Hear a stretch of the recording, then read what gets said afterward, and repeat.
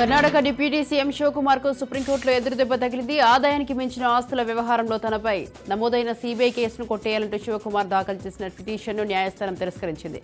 Karnataka high court ఇచ్చిన ఉత్తర్వుల్లో తాము జోక్యం చేసుకోలేమని ధర్మాసనం తెలిపింది.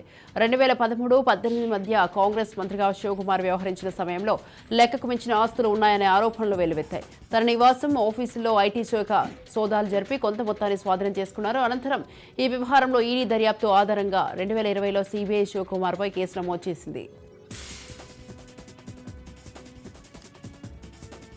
కేజ్రీవాల్ ఆరోగ్య పరిస్థితిపై ఆప్ పార్టీ చేస్తున్న ఆరోపణలను తీహార్ జైలు అధికారులు ఖండించారు. జైల్లోనే కేజ్రీవాల్ను చంపేందుకు కుట్ర పన్నుతున్నారనే ఆరోపణలపై స్పందించిన అధికారులు పరిపాలన విలువలను దెబ్బతీయడానికి ఇటువంటి అసత్య ఆరోపణలకు పాల్పడుతున్నారని మండిపడ్డారు.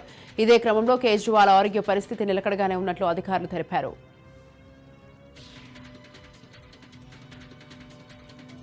జమ్మూ కాశ్మీర్లోని ఖైరాన్ సెక్టర్లో ఎల్ఓసీ వద్ద చొరబాటు యత్నాన్ని ఆర్మీ అధికారులు భగ్నం చేశారు.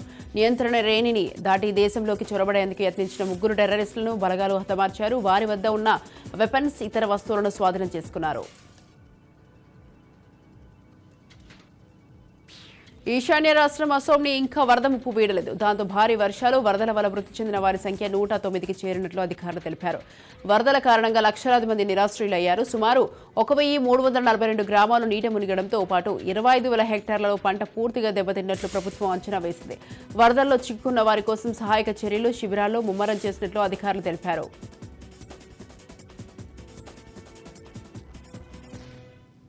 ముస్లిం మహిళల భరణంపై సుప్రీంకోర్టు ఇచ్చిన తీర్పు తమ ఇస్లామిక్ చట్టానికి విరుద్ధమని బోర్డు తెలిపింది.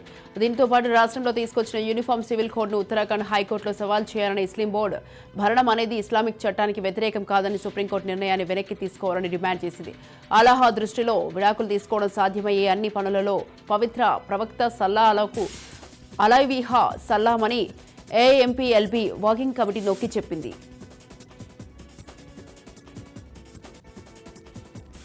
ఎన్నో ఏళ్లుగా వివాదాస్పదంగా ఉన్న రామసేతు నిర్మాణంపై కీలక ఆధారాలు లభించాయి. వారధి ఉన్న మాట వాస్తవమేనని చెప్పడానికి ఇస్రో, అమెరికా శాటిలైట్ కీలక ఫోటోలు సేకరించింది. తమిళనాడులోని రామేశ్వరం సమీపంలో ఉన్న ధనుష్కోటి నుంచి శ్రీలంకలోని మన్నారు ద్వీపానికి చెందిన తల్లై మన్నారు వరకు వ్యాపించి ఉన్నట్లు గుర్తించారు.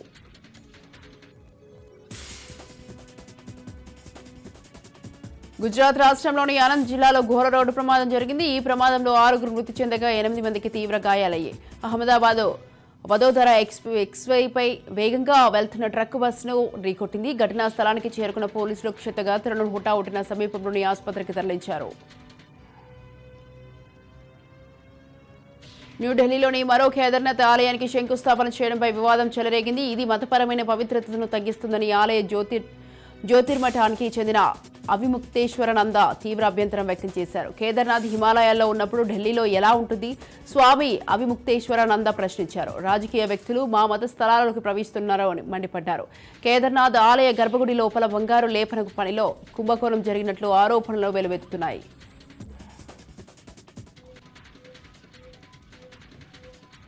కావేరీ నీటి విడుదలకు కర్ణాటక ప్రభుత్వం నిరాకరించడాన్ని తమిళనాడు సర్కార్ సీరియస్ గా తీసుకుంది. దీంతో రేపు అఖిలపక్ష సమావేశాన్ని ఏర్పాటు చేసింది.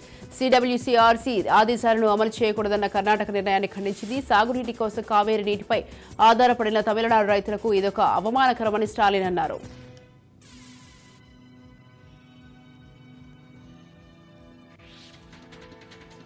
పశ్చిమ బెంగాల్ సీఎం మమతా బెనర్జీపై పరువు నష్టం దావా కేసును హైకోర్టు కొట్టేసింది. దీంతో పాటు మరికొందరు టీఎంసీ నేతలపై గవర్నర్ సివి ఆనంద్ బోస్ పిటిషన్ దాఖలు చేశారు. దీనిపై విచారించిన బోర్డు గవర్నర్ బోస్ చేసిన పిటిషన్ను వ్యతిరేకిస్తూ ఆమెతో పాటు ఇతర టీఎంసీ నాయకులను సమర్థించింది. ప్రజా ప్రయోజన సమస్యలపై న్యాయమైన వ్యాఖ్యలని, అందులో పరువు నష్టం కలిగించేవి లేవని జస్టిస్ కృష్ణారావు స్పష్టం చేశారు. పూరి జగన్నాథుని తిరునాళ్ల ఉత్సవం ప్రారంభమైంది. నినాదాలు, తాళాలు కొట్టడం, తోబుట్టువులతో అంగరంగ వైభవంగా బహుద యాత్రను ప్రారంభించారు. సాంప్రదాయం ప్రకారం పూరి బిరుదురాజు గణపతి మహారాజా దివ్యసింహదేవ్ 3 రథాలలో చేర పహనార ఆచారాన్ని నిర్వహించారు. శాంతి భద్రతలో క్రౌడ్ దృష్టిలో ఉంచుకొని ఒడిశా పోలీసులు 180 ప్లాట్లూన బలగాలను 1000 మంది అధికారులను మోహరించారు. ఈ యాత్రకు తగిన భద్రతా ఏర్పాట్లతో పాటు నగరం మొత్తం సీసీ కెమెరాల నిఘాలో ఉంచామని అదనపు డీజీపీ సంజయ్ కుమార్ తెలిపారు. మరోపక్క ఈ ఉత్సవంలో దాదాపు 5 లక్షల మంది అధికారులు అంచనా వేస్తున్నారు.